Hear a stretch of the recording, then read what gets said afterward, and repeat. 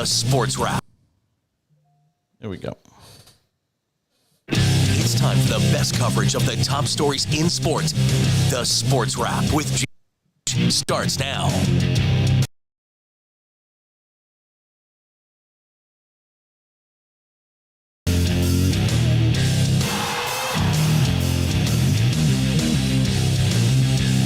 Good to have you with us on this Friday, October 6, 2023.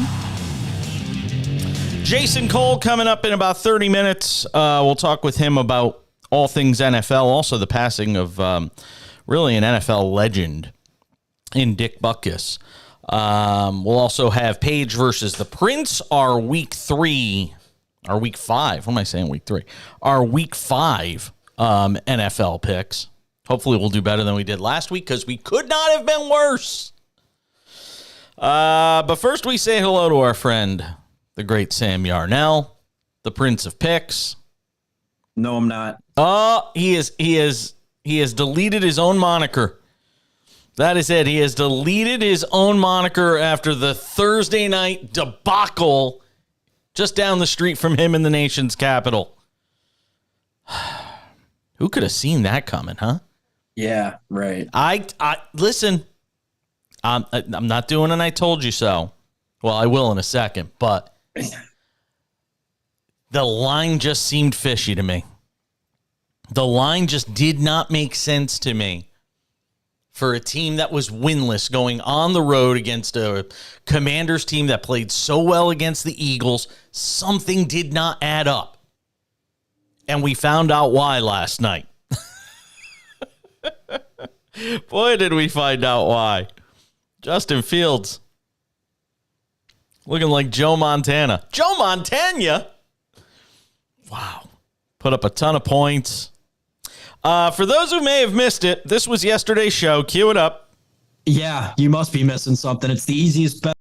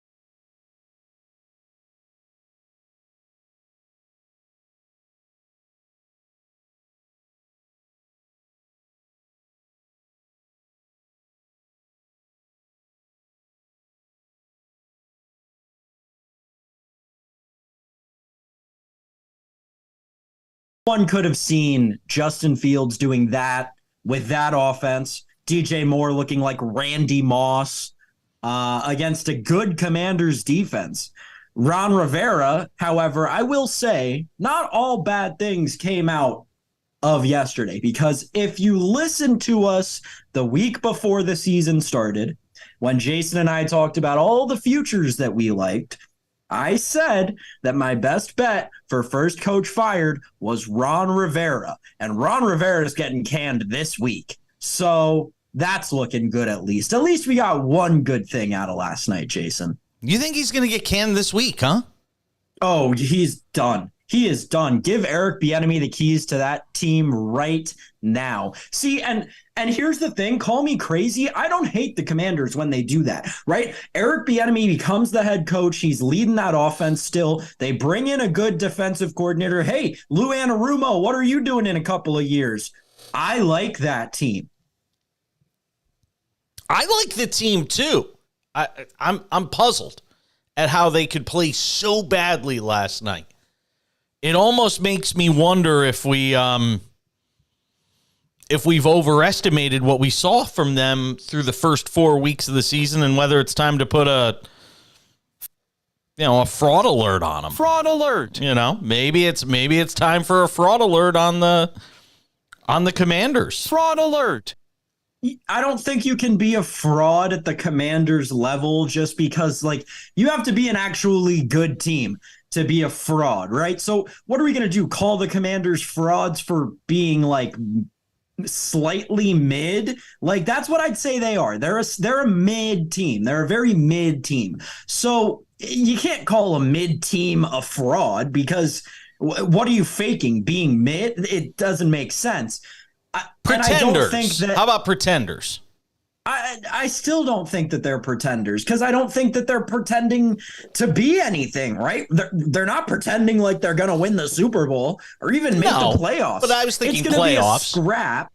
It's going to be a scrap. I think they still probably could. And you know, I'd rather write this week off as a one-off than the first 3 weeks of the season and all of last season as well when they were one of the best defensive fronts in the NFL. So I'm not writing the Commanders off after this game at all. It was a clunker for them for sure. There was a lot of coaching mishaps that I think get solved when you offload Ron Rivera. And I think a lot of people in Washington agree with me that it's just Ron Rivera was here to do a job, right? And he came in when the franchise was in turmoil, and he did a great job of just keeping the football product to football, right? And he was very compartmentalized in football operations, and he didn't let anything with the Dan Snyder seep into the team. They've moved past that now, and it's time for them to move past Ron Rivera as well. Yeah, I'll be curious to see if that happens this week. At 2-3, 3 losses in a row after the promising 2-0 start. You got Magic Johnson coming out there saying no fire. I mean, right. You know, when Magic Johnson is sitting there at the game, not looking very happy, making statements like that after the game, almost felt like a Jerry Jones type of thing. Yeah, no exactly. fire. No fire. I mean, it felt more like a George Steinbrenner kind of thing. Yeah. Just, you know, which is what I think that's kind of going to turn into in terms of just Ron Rivera leaving, not in terms of that organization at all. But in terms of Ron Rivera leaving, it's going to be like a, you know, George Steinbrenner, Billy Martin kind of thing. What's like, it mean? What's it mean for the Bears? What is that? What does last night mean for the Bears? Nothing. All right, we know what it means Nothing. for the Commanders. Now, but here's the thing. I might agree with you that it means nothing for the Bears. I might agree with you on that. It means something for Justin Fields because anybody watching that game last night, and frankly, the last couple of games, if you have not seen the development and growth of Justin Fields from where he was 2 years ago to where we are now, then you're just not paying attention. His decision-making is better. The throwing is better. You see a quarterback in Justin Fields. You see it, and I don't know if it's going to happen with Chicago or if the well is so poisoned that it's going to wind up happening somewhere else. He is going to win in this league. I don't know if it's next year in Chicago, next year with another team. You know, they suck bad enough. They get Caleb Williams. They decide to go that direction. I don't know. But something with Justin Fields now that I've seen in his development last year where he started to take a step forward and another step forward here in the last 2 weeks when they basically took the shackles off of the offense and let the guy be what he is, which is a talented athletic quarterback. But I see his quarterback play, his play at the quarterback position in the pocket getting better. And you know what? Some guys develop in year 1. Some guys develop in year 2. Some guys develop in year 3. Some get thrown to the Wolves day 1. Some get to sit for 3 years behind Aaron Rodgers. Some guys are Mr. Irrelevant and have no expectations and play on the practice squad and wind up being successes. There is no clear-cut path to how guys wind up being successful in this league. That's the bottom line. Everybody wants to have some cookie cutter mold that this is the way it works and this is how you become successful. We've got 3 quarterbacks starting in CJ Stroud, Anthony Richardson, and Bryce Young. All of them getting thrown to the wolves and being starting quarterbacks this year. And you know what? They're having varying degrees of success. They may all wind up being successful, but some get there faster than others. Right now it's CJ Stroud playing the best of these 3 quarterbacks. You just don't know. And I watch Justin Fields, and I see a guy that looks like he can be a capable, competent, exciting starting quarterback in this league. Am I wrong? No. It's why I was confused after the first couple of weeks when the Bears seemingly every Bears fan was like, all right, time to move on from Justin Fields. We're going to get Caleb Williams with this first round pick, right? Like we saw Justin Fields last year as a valid quarterback. Second like half, he's a guy yeah. who's learning and sure, maybe he had a slow start to this season, right? It's not uncommon at all, especially for professional athletes to start their sports season slow. We see it in baseball all the time. I'm not surprised at all by it. I was very surprised to see the sheer madness almost that under which Bears fans were operating, just ready to punt on him 3 weeks into his third season. I didn't get it. I still don't really get it. I think last night he proved a lot of naysayers wrong. Justin Fields is going to be the Bears quarterback for a long time. I don't know if they're going to take a quarterback with either of their first round picks. I think that he'll prove himself throughout the course of the rest of this season enough to where the Bears won't feel like they have to use those picks on quarterbacks. They may take a quarterback in the second or third round and try and develop him and maybe be a backup or get lucky on a long shot. But I think Justin Fields is going to prove himself the rest of the way with Chicago. You mentioned the 3 rookie quarterbacks, though, this season. Bryce Young's not going to be a starter. Bryce Young's not going to start 40 games in a Carolina Panthers uniform. We'll see. He's a bust. Time's going to tell. He's totally a bust. Yeah. See, it's just not fair to label guys a bust. Again, you got to look at supporting cast. You got to look what he's walking into. Frank Reich getting his arms around this team. I won't label a guy a bust 4 games into his NFL career. I just won't do it. He might need to go sit. He might need to go sit for, a few games. Might need to go sit for the rest of the season if it gets that bad that they think he's not capable of winning games at this level yet. You might have to go and sit him for, a second half of the season. I don't know.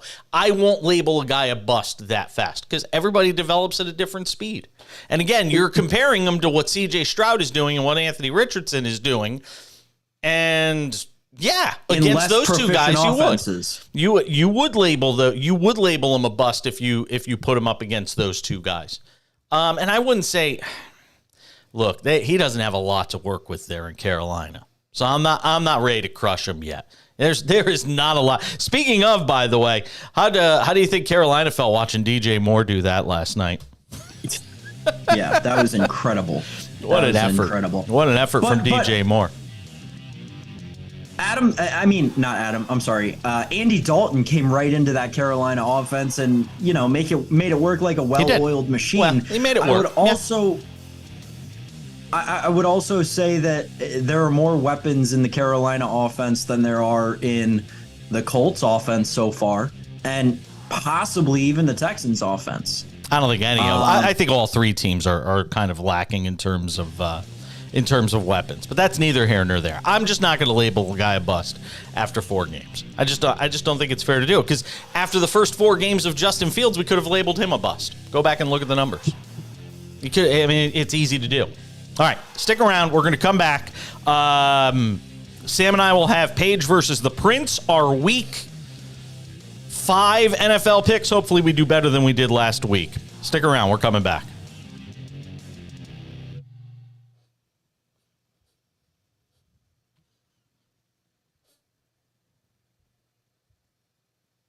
All right, here we go. Stand by.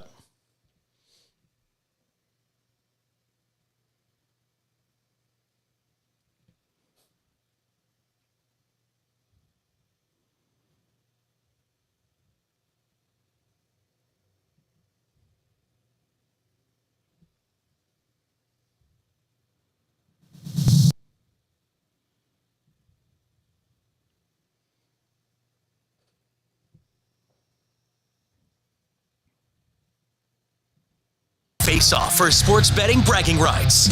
It's Paige versus the Prince on the Cash In. All right. Week number 5 in the NFL. I had to do a double take when I looked at our picks and records coming into today. It's not pretty. I am 6-10. Sam is 6-9-1. I went 1-3 last week. Sam was winless. Yeesh. All right, Sam. We can only go up from here. Who do you like this week? I'm going first this week. All right. Sure. So this week we'll start across the pond because we always start across the pond whenever we have these London games. We're going to go with the Lunder this week. 48.5 between the Bills and Jaguars over in London town. In it, Tottenham Hotspur Stadium. It's a turf game. It's in London. Jags stayed over there this week, so maybe a little bit more, or maybe a little bit less of a true London game here. But I don't think the Jags are going to do anything against this Bills defense. Von Miller says that he's going to play this week. I doubt it. I would bet you dollars to donuts that his first game for the Bills this season is against the New York Giants. And I would bet you he plays about 25% of the snaps in that game. But that would just be if I were a gambling man. Oh, wait. I am one. Bills Jags under 48.5 over in cheeky London town. Next, Texans plus 1.5 at the Falcons. I think the Texans offense is gonna boat race this Falcons team. I think that they're gonna score a lot. Tank Dell, I'm investing in him a lot in fantasy this week as well.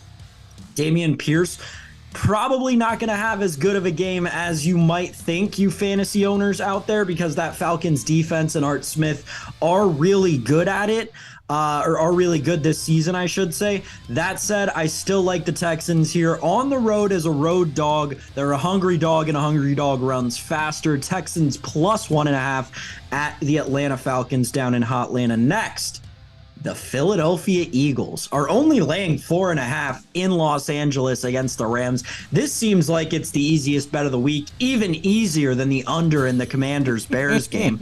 So Eagles minus 4.5 at the Rams. That's my next pick. Don't love to take a road favorite, but you got to sometimes. So we're going to take the road favorite in the Eagles, lay the 4.5 out in LA at SoFi. And the last one, we're going with the chalk for my over of the week.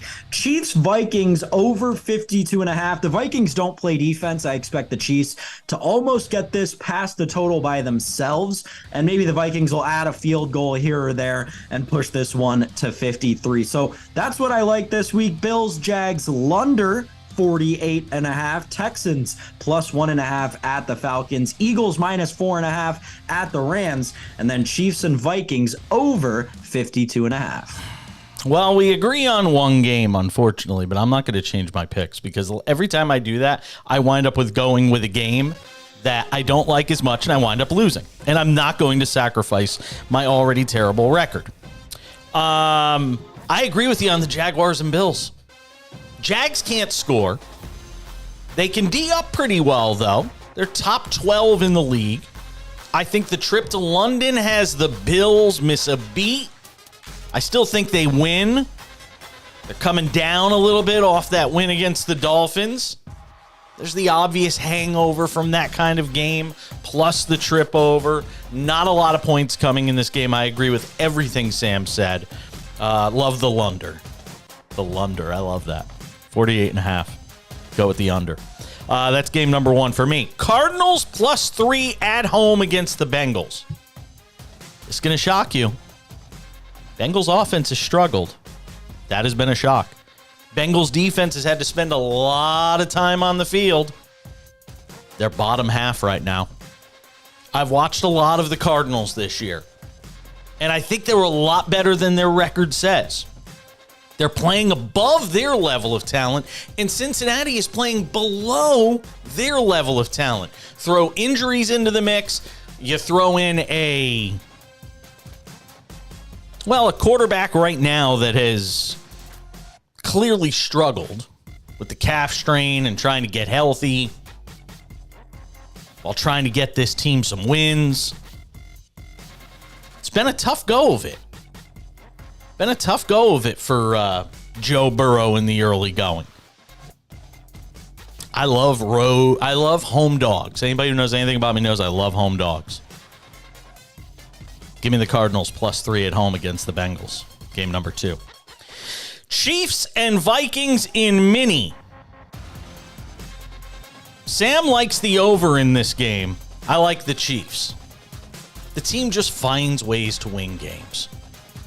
1 week it's Pacheco. 1 week it's Patrick Mahomes. 1 week it's Travis Kelce. Everybody on this team is capable of stepping up in a big spot to help them win football games. Minnesota is the worst team in the league at turning over the football. You do that with this Kansas City offense, bad things are going to happen. Minnesota's turned it over 11 times in the first 4 games. Worst in the league. And KC hasn't been much better, by the way, with 8, but a bunch of those were last week against the Jets, too. I love the Chiefs on the road, minus 3.5.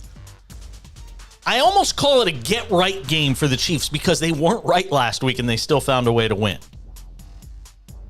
Love Kansas City minus 3.5 on the road against the Vikings, game number 3. One more for you. Shouldn't shock you if you've listened to the show. Niners minus 3.5 at home against the Cowboys. This is easy. Might be the easiest pick of the week for me. Dallas just isn't at the level of the Niners. And 3.5, that's a pittance. That's nothing.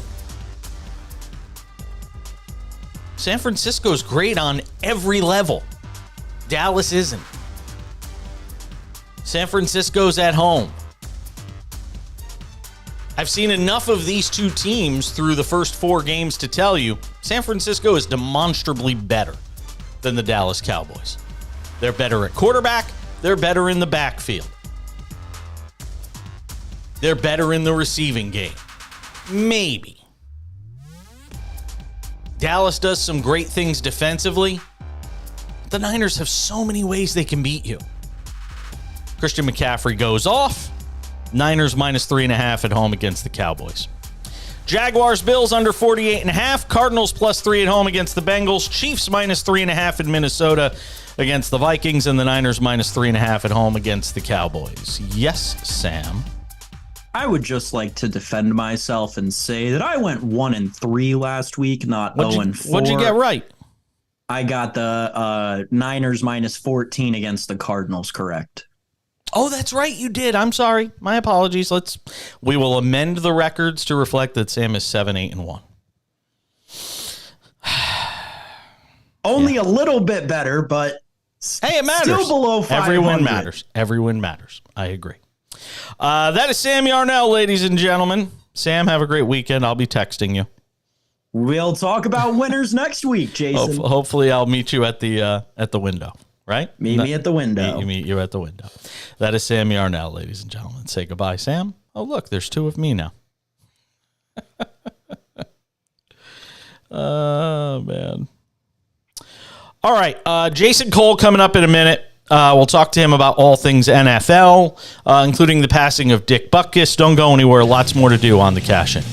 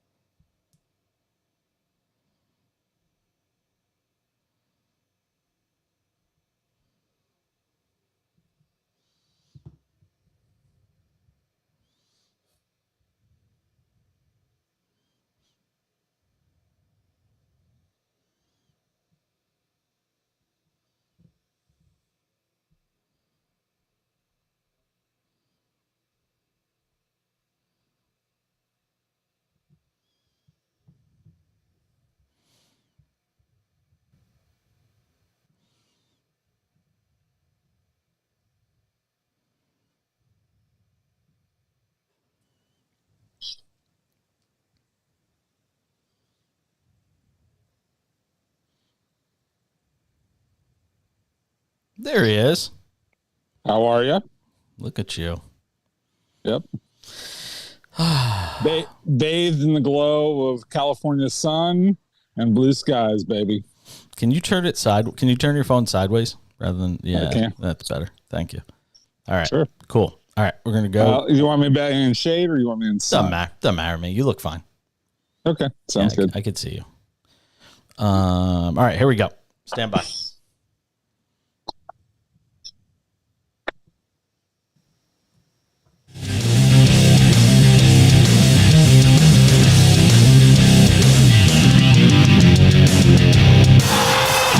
Rolling along on this Friday edition of the Sports Wrap.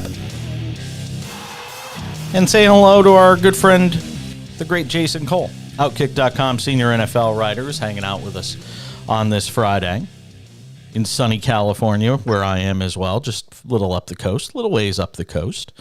All right, Jason. First of all, let's talk about the game last night.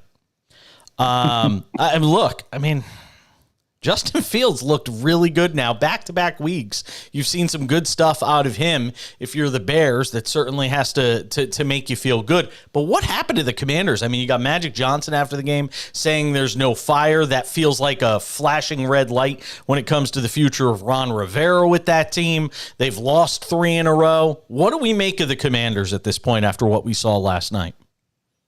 Well, I'm not really going to look, Magic Johnson's one of my favorite players in history, but I'm not taking football advice from him.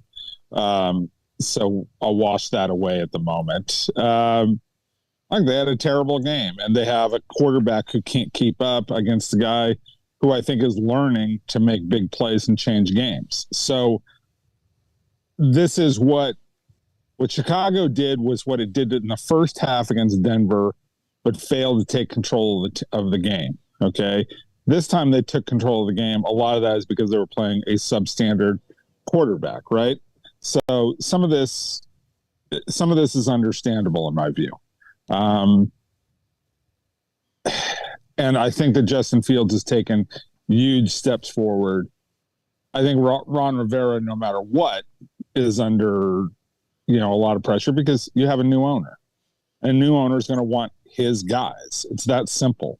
And so Magic may be, putting on the red light, but this was a known fact. I mean, we don't need to hear about lack of fire and all this other stuff. They lose. They're going to clear it out and get a new coach, a new GM, new president, all that kind of stuff.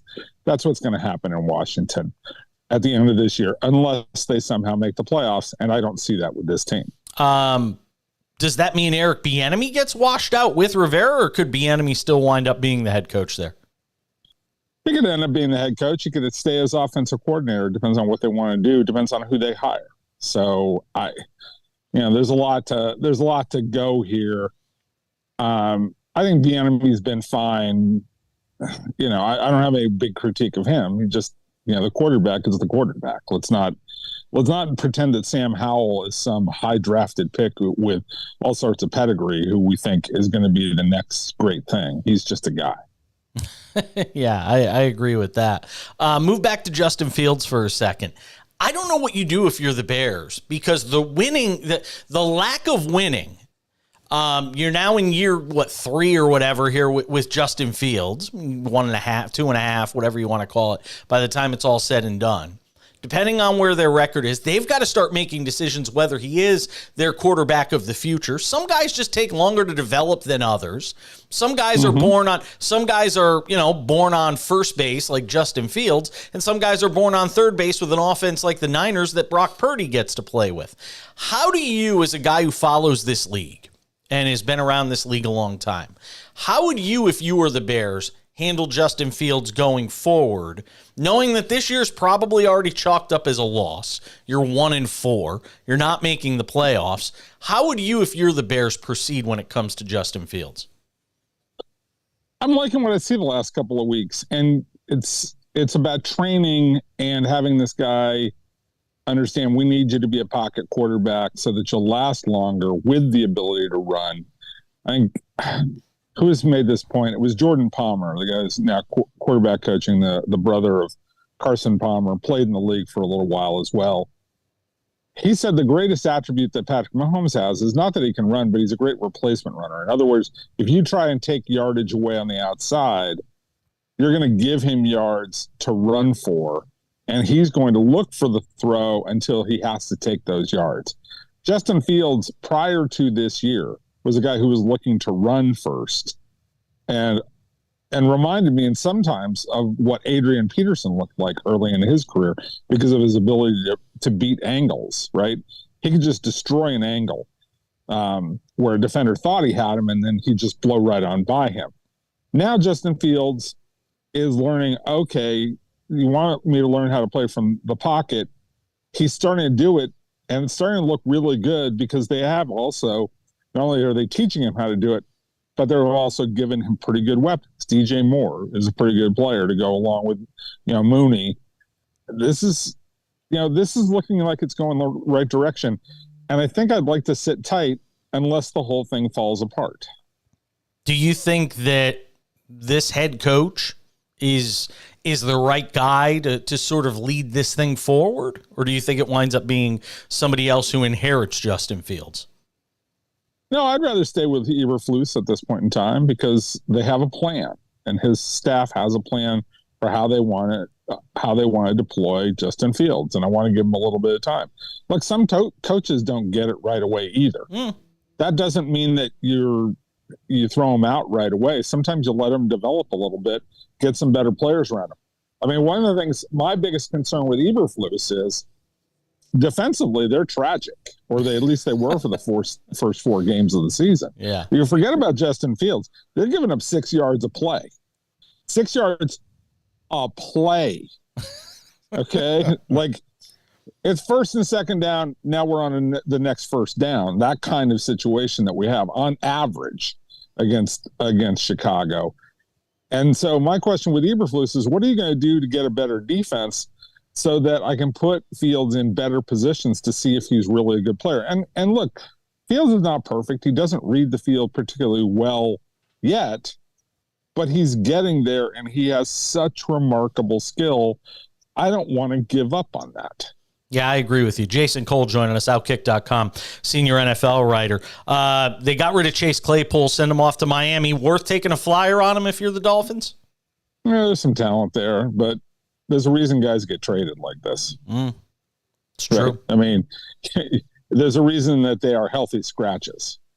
Okay? Like, either they don't know the playbook and they don't know what they're doing, or they're a pain in the ass. And everything that everybody hears about with Chase Claypool is he's a pain in the ass. So he's on to his third team. You've got Kenny Pickett in Pittsburgh sniping with his offensive coordinator. You have Mike Tomlin, who very clearly wasn't happy with what transpired last week. What do you make of the situation in Pittsburgh right now vis-a-vis Pickett and frankly, sort of the Steelers unraveling a little bit here? Matt Canada's got to go. I mean, there's no other way to put this. Their offense is tragically bad, and they have players. Like, they have Pickens out there. They have Deontay Johnson. They have Pickett, who's a pretty serviceable quarterback. They have Freiermuth. They have Najee Harris, and I can't remember the backup running back, but he's pretty good too. Like, they've got weapons, right? They should be good, at least serviceable, and they're not serviceable. And this is on the offensive coordinator standpoint. He's been there long enough. This is 3 years. It's time to move on. And you listen to, guys who are knowledgeable offensive people, like Merrill Hodge in Pittsburgh. He's talking every week about how, Canada's schemes are just horrific and awful. Move on. Just, get a new offensive coordinator. Or, Mike, you're going to get fired too. Wow. Because you're in charge. You're in charge, Mike. You run the show. And look, to me, I'm a huge proponent of Mike Tomlin. I love Mike Tomlin as a coach. I think he knows how to handle players so well. Look at what he did, keeping Antonio Brown functional for as long as he did. And that's a dysfunctional human being, as we have found out. And he made him functional and borderline, a guy that you would consider for the Hall of Fame. That's how good a job Mike Tomlin did with him and with a bunch of other players, keeping those guys going straight. So I'm a big Mike Tomlin fan. But Mike, come on now. You got to look at your offensive coordinator and go, that's not good enough. Yes, he's tight. He's almost family to me. All right, in that respect, he and Tomlin are that close. But you got to win, and it's just like with a player. If the player's not good enough, he's got to go. Coach is not good enough, he's got to go. How much of the shine is off the Dolphins after what happened last week against Buffalo? Oh, don't overdo it. Look, they weren't as good as 70 points indicated, and they're not as bad as this game. They, had a game that got out of hand. The game against Denver, what people don't understand is it was played in Miami in September. That's brutal conditions, and for a team that gets behind, they're basically going to give up, okay, because they're beaten down. They're not only beaten, but they're beaten down by the heat, okay? You've lived in that. You know what I'm talking about, right, in September. So that game got out of hand. This game got out of hand just like that. Dolphins lose their left tackle. They get behind. They have to force some things. Tua has to hesitate a couple of times, and then all of a sudden the game is out of control. Games happen like that. If you have Buffalo and Miami play 7 times, you're going to have one game like this for Buffalo. You're going to have one game like this for Miami out of those 7 games, and the other 5 are going to be much more competitive. And I would think Buffalo would probably win 3 out of those 5. So I think Buffalo's still a better team, but they're not 48-20 better. They're just not. This game was one that turned around very quickly. Is this the week that solidifies that it's Dallas, that it's Philadelphia, San Francisco, and everybody else? Does San Francisco go out there this week and do a number on the Cowboys? I think that they're going to beat them pretty handily. Although, look, when you have a defensive line that's as good as Dallas's, you can impact some games, obviously, right? But this is a huge test against an offense that's rolling right now. I like San Francisco in this one. I think that Dallas has made this out to be too much. Like when Mike McCarthy is talking this week about, this is a big game, and Jerry Jones talking about how the Super Bowl goes through San Francisco. It's like, guys, you got 12 more to play after this. Right? You got a whole season. You got a lot of stuff that's going to happen. You've got injuries that are going to happen. You've got development of your offense. I mean, you're going from, Kellen Moore to Mike McCarthy running the show, and it's only been, 4 games. Where are you going to be in week 17? Let's worry about the long game here instead of worrying about this game. But yeah, it's going to determine, is San Francisco going to be hosting in the playoffs? Probably, if they win this game. They're probably going to be doing that. So physically the road goes through it. But Dallas can still beat them because they've got excuse me, players. Dallas has some, significant players. Again, if those teams were to play 5 times, I'd say 49ers probably win 3 or 4 of them. But that doesn't mean Dallas can't win. Yeah, I just don't think they win this week. I want to get this week. No, I agree. As a Hall of Fame selector and somebody who understands what that institution stands for and how valuable it is, give me a thought on the passing of Dick Butkus. We just learned of it last night at the age of 80. Look, there are some guys who mark time and mark eras. Okay, who you say that's the greatest player, not just of that era, but of all, ranking him of all time. And Butkus transcends the 60s, the 70s, the 80s. He could play today. He was a huge man. He was a physical freak. He was intense. He was vicious. He set a tone for the game. People wanted to play like Butkus because he was so tough and he was so nasty. And he's more than just your regular Hall of Famer. He is a landmark in the NFL, if I can, for lack of a better term, right now.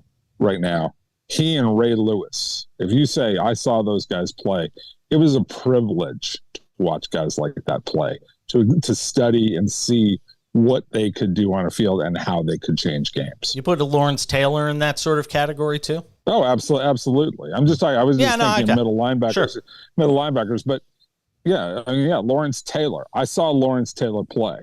Like, that was freaky to watch. and he plays at any time. It's sort of like the people in basketball who's always arguing, oh, that guy couldn't play today. Like Larry Bird couldn't play today. Like, give me a break. Larry Bird could, Magic could play today. There are some guys who couldn't play because they were able to be small forwards or big forwards at a time when that was meant you were 6'4", 6'5", and or 6'7" as a big forward. And now you can't transition. That is absolutely true. But there are some guys who are so skilled that they play in any era. Butkus plays in any era. Lawrence Taylor plays in any era.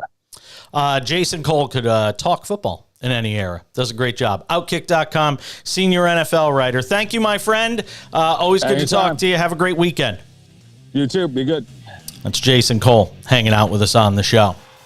All right. That's going to do it for us.